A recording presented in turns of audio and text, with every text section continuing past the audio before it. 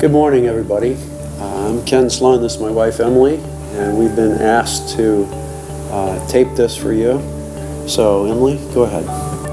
When I was a child and began to get a small allowance, I was taught to give 10% of that to the church.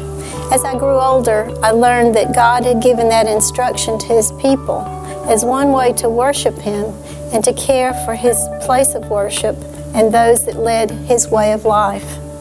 When Ken and I married, we computed our income tax and we gave 10% of that amount to the church as an offering to God.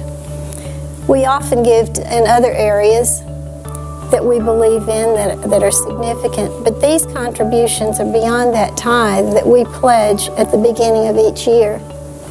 The God we worship asks this of us, and this is one way we can be the hands and feet of Christ in the world. Okay, forgive us if we use notes. We're old and we forget things, you know. But now we come to the reason that we were asked to tape this. We're talking about a business. This church is a business, a special business, one based on faith.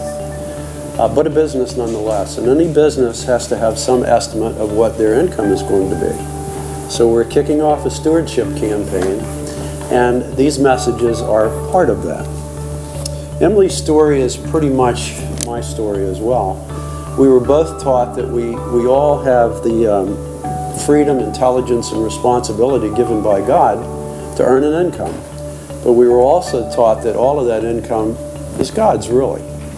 And unless you truly have that belief that we have, this message will probably not mean as much to you.